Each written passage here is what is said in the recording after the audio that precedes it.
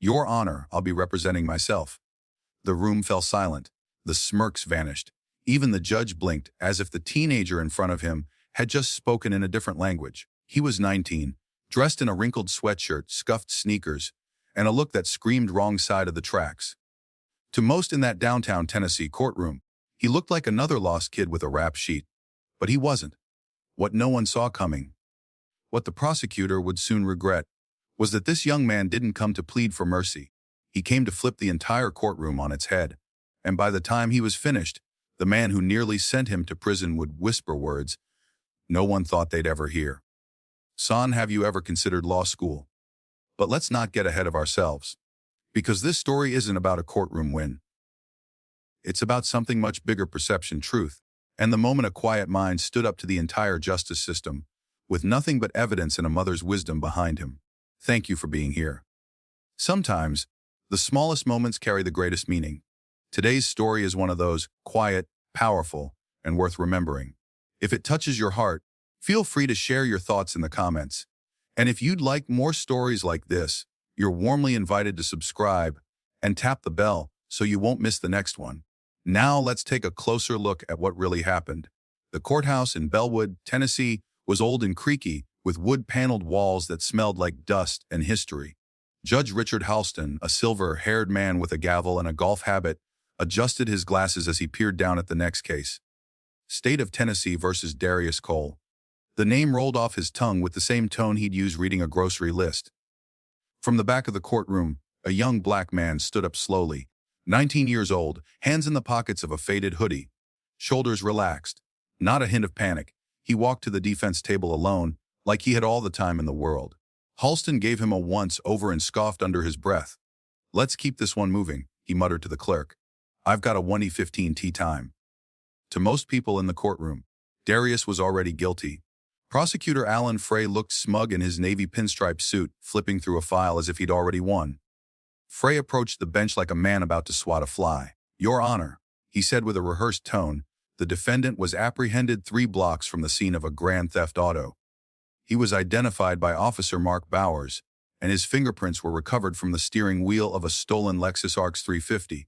We're recommending sentencing today open and shut." The courtroom barely stirred. Even the public defender assigned to Darius, some overworked woman in her late 20s named Susan Maris, looked lost in a stack of papers she hadn't had time to read. It was clear no one expected a fight. But then Darius leaned toward her, gently touched her elbow, and whispered something. Susan blinked. Then she looked up at the judge. "Your Honor, my client has chosen to waive representation. He'd like to speak on his own behalf." That stopped the room. Judge Halston narrowed his eyes. "Is this a joke, Mr. Cole?" "No, sir," Darius said, calmly. "I know what I'm doing." The judge gave a crook smile. "You think this is debate club?" "No, sir," Darius replied, still composed. "I think this is court, and I'm ready." It wasn't bravado. It wasn't theatrics. He stood straight, confident, not like a kid trying to get out of trouble, but like a man who had come prepared to dismantle a system that never expected him to understand it. What no one knew, and what Darius never bothered to advertise, was that he'd grown up around courtrooms. His mother, Lorraine Cole, had worked as a legal clerk for the county for 23 years. Darius had spent most of his afternoons not playing video games, but reading deposition transcripts while waiting in the back of the courthouse. He knew how trials were won. More importantly, he knew how they were lost. He had watched enough innocent people be swallowed by assumptions, by bias, by lazy shortcuts dressed up as legal procedure. And now the system was coming for him. But Darius had come armed, not with weapons or excuses, but with truth. Documented, detailed truth. He took a deep breath. "Before we proceed," he said, walking calmly to the center of the courtroom, "I'd like to enter a motion to dismiss Officer Bowers' testimony." Judge Halston raised an eyebrow. "On what grounds?" Darius reached into a thin manila folder. "On the grounds that Officer Bowers wasn't even on duty at the time he claimed to see me behind the wheel." The murmurs started immediately. Frey rolled his eyes. "The duty log confirms his shift began at 7:00 p.m. That's when he wrote the report." "Yes," Darius replied, "but the car was reported stolen at 5:48 p.m. And Bowers claimed in his report that he personally witnessed me driving it shortly after the theft, before 600. "That's not just inconsistent, that's impossible," gasps. And then Darius added the punch. I've already submitted the duty logs and requested the patrol car's GPS records. If they match his claim, I'll withdraw the motion. But if they don't, even the judge leaned forward slightly. Continue, he said. Frey cleared his throat, but Darius wasn't done. He walked to the projector and clicked to a printed photo, evidence from the state's own file. Second point, he said. My fingerprints were found on the wheel. That's true, but the prosecution failed to mention the car was parked unlocked outside a gas station the same afternoon. I walked by it. I opened the door. I looked inside. I left dumb. Maybe? Criminal. No. He looked toward the jury. Imagine trying on a pair of gloves at a department store. You don't steal them, but someone does. They find your prints. Are you the thief? No one spoke. Even Alan Frey looked uneasy. Then Darius reached into his folder and pulled out one last document. This is the original police report, filed by Mr. Gerald Plimpton, the car's owner. His statement was taken by the first responding officer. It reads, the individual who took my car was a white male, around 5', in a red baseball cap. Darius paused. I'm 6'1". I'm black. I was wearing a hoodie.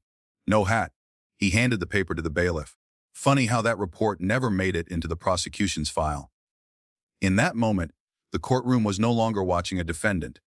They were witnessing something much rarer, a young man who had every reason to be crushed by the system, fighting back with its own rules, and winning. The air inside the courtroom had changed. Gone was the dismissive energy, the amused smirks. In their place was something sharper, unease, and not just from the jury. Even Judge Halston, who'd come in expecting to wrap this case before lunch, was now gripping his pen a little tighter.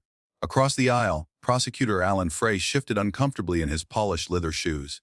This was supposed to be routine, a clean win, but instead, he found himself being dismantled by a 19-year-old who hadn't even set foot in law school. Mr. Cole, the judge finally said, are you alleging that the prosecution withheld exculpatory evidence? Darius didn't blink. I'm not alleging anything, Your Honor. I'm proving that evidence critical to my defense was buried, either by mistake or by choice. He turned and looked directly at Frey. And considering the report includes a physical description that doesn't match me in any way, I'll let the court draw its own conclusion.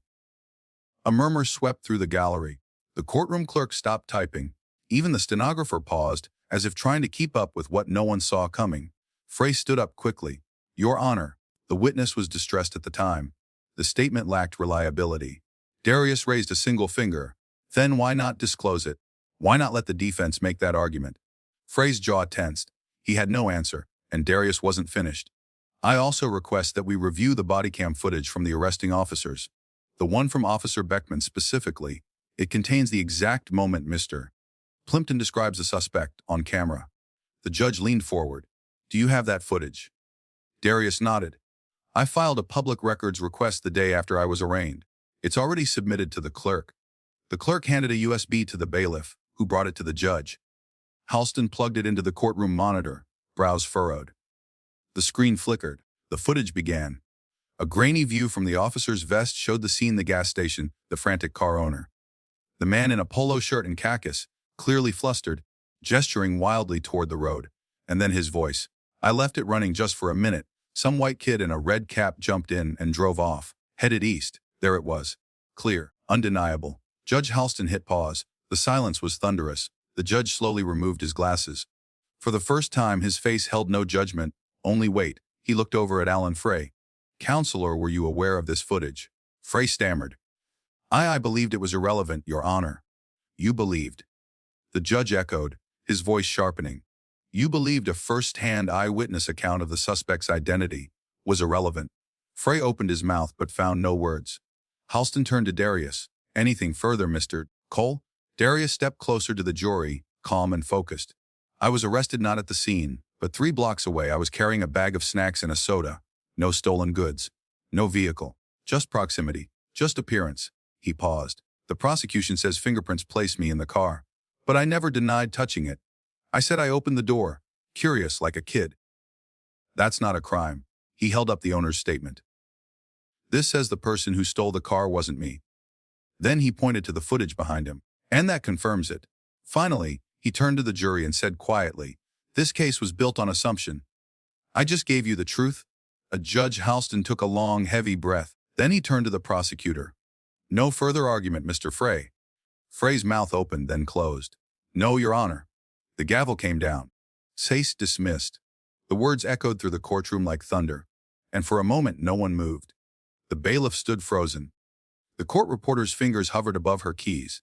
Jurors sat still, some slack-jawed, others quietly nodding, and in the middle of it all stood Darius Cole, stillant, steady, not with the pride of a showman, but the quiet composure of someone who knew this moment would come. He didn't celebrate.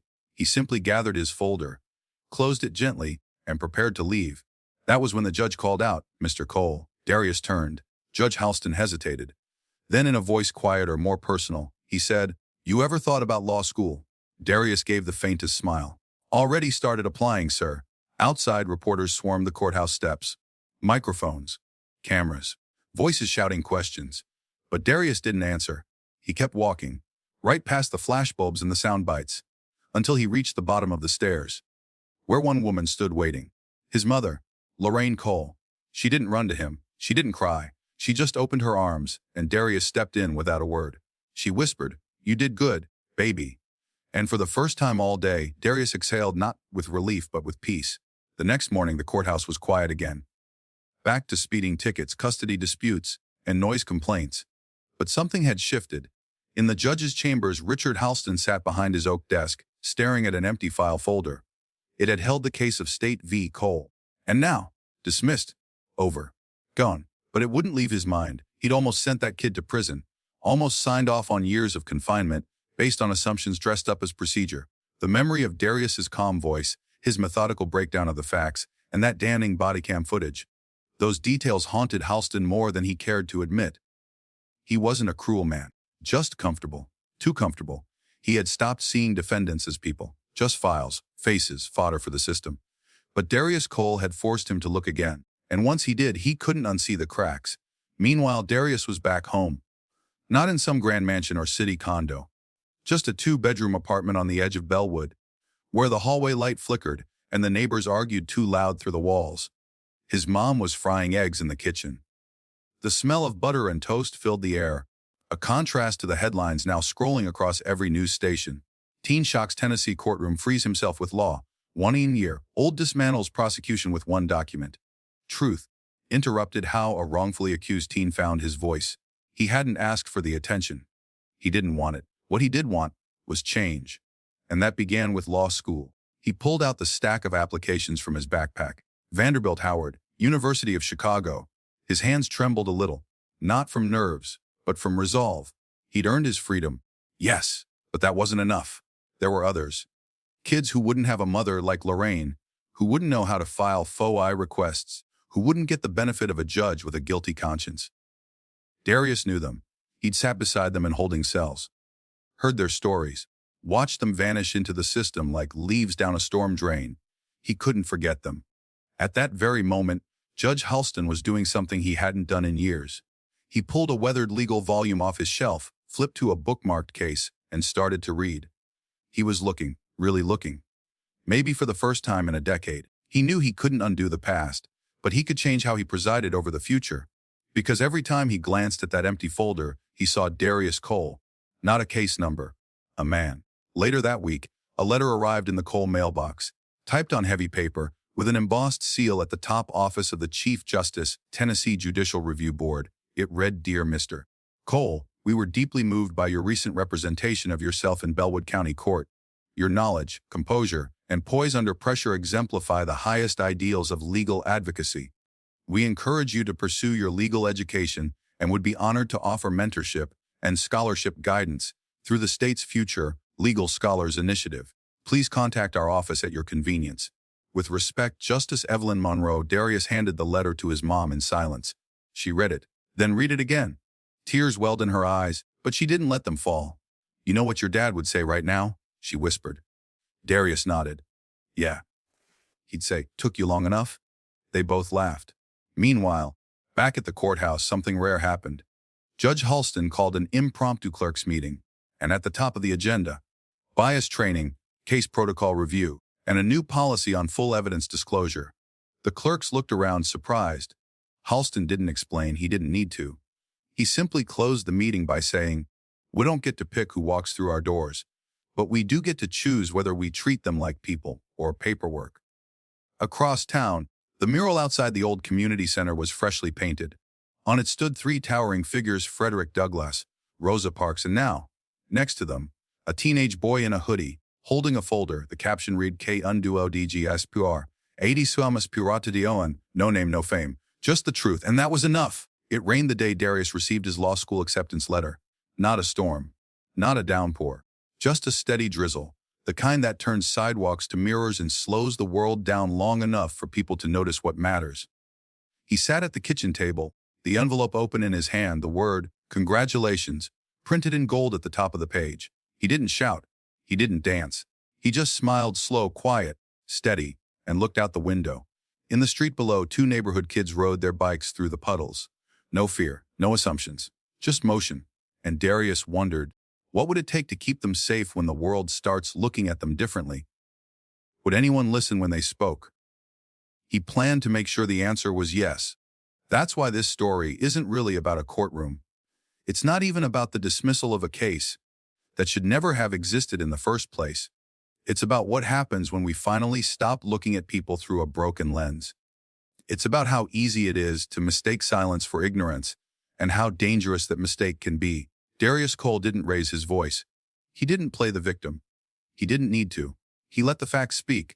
And that, more than anything, is what justice needs most these days. Not theatrics, not politics, truth. The story of Darius spread far beyond Bellwood, across Tennessee, across college campuses, across bar associations and debate forums. Not because it was dramatic, but because it was rare.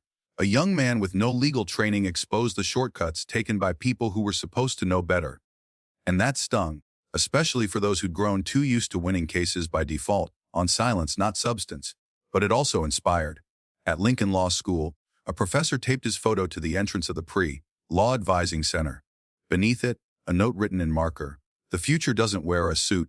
At a local high school, a social studies teacher rewrote the year's curriculum to include a new final project, Argue Like Darius.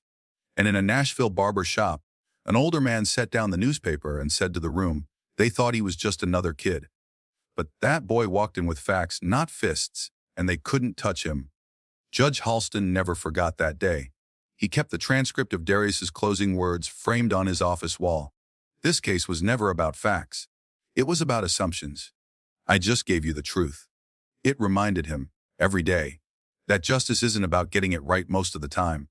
It's about getting it right for everyone, even the ones who walk in wearing hoodies, especially them. As for Darius, he made good on his promise. He enrolled at Howard Law with a full scholarship. His first internship was at a legal aid clinic. No mahogany desks, no fancy clients, just people who needed help and couldn't afford anyone else. He walked in every morning, backpack slung over his shoulder, earbuds in, same old hoodie on his back, and he listened to women evicted over paperwork, to fathers who lost jobs over technicalities, to teenagers who'd never been told they had rights, only rules. He listened. Then he fought, with knowledge, with patience, with power. The last time he visited Bellwood, he stopped by the old courtroom. Courtroom 2A, empty that afternoon. He stood in the back row for a while, hands in his jacket pockets, staring at the defense table. No cameras, no reporters, no drama, just memory. Then he whispered to himself, "You did it, man," and left. Sometimes the heroes don't wear capes or carry gavels. Sometimes they carry a folder, a few documents, and the wisdom of a mother who taught them to speak carefully, but never be silent. If this story moved you, don't let it stop here. Leave a comment below. Tell us your thoughts, your story, or someone you know who stood up for truth in a quiet but powerful way. And if stories like this matter to you, stories of courage, of justice, of quiet rebellion, please subscribe and tap the bell so you never miss the next one. Thank you for spending time with us.